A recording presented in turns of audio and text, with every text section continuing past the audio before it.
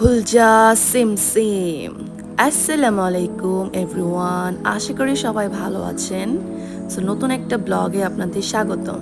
কি হঠাৎ বিরিয়ানি খেতে ইচ্ছা করছে, বাট বিরিয়ানি রান্না করা কষ্ট মনে হচ্ছে? কোনো ব্যাপার না, এখনই মাত্র একটা হাঁড়িতেই এই বিরিয়ানিটা রান্না হয়ে যাবে, কোনো প্রকার ঝাই ঝামেলা ছাড়া। শুধুমাত্র এই জিনিসগুলো হাতের কাছে রেডি করে নিতে হবে। এখানে নিয়ে নিয়েছি 1 কেজি মুরগি, এখানে নিয়েছি 1 কেজির একটু কম চাল, আলু, আজকে অলিভ অয়েল দিয়ে রান্না করব। এখানে নিয়েছি মরিচের গুঁড়া, জিরার গুঁড়া, লবণ, কিছু গরম মশলা, আদা বাটা, রসুন বাটা, ধনিয়া গুঁড়া। আদা বাটাটা একটু বেশি নিয়েছি।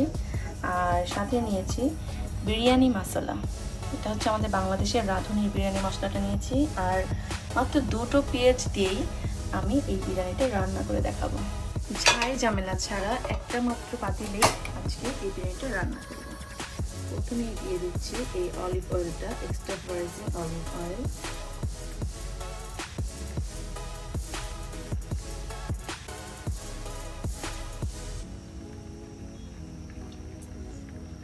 একটু বেশি করেই তেল নিতে হবে, কারণ আমি এই পুরা রান্নাটা এইটুক তেল দিয়েই কমপ্লিট করব।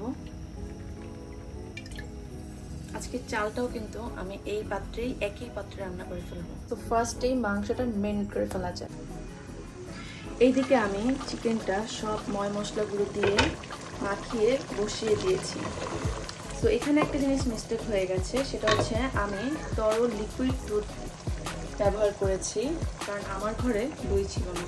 তো আমি হাফ দুধ আর লেবু দিয়েছি এবং বাকি দুধটুকু রেখে দিয়েছি। যখন পোলাওয়ের চাল এর মধ্যে দিয়ে দিব, তখন বাকি দুধটুকু দিয়ে দিব। অনেক সুন্দর একটা অ্যারোমা আসতেছে। এই একই পাত্রে আমি চালটা দিয়ে মিক্সড করে নিচ্ছি। আজকে কোনো বলেছি তো বাড়তি কোনো ঝামেলাই করব না, এই জন্য একসাথে মিক্সড করে ভালো করে নেড়ে নেব। ব্যাস, চালটা আমার নাড়া হয়ে গেল। এবার হচ্ছে পানি দিয়ে দেওয়ার পালা।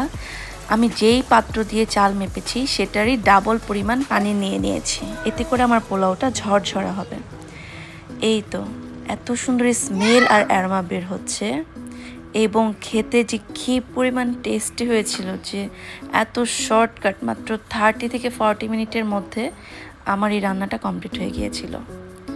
এবং খাওয়া দাওয়ার শেষ পর্যায়ে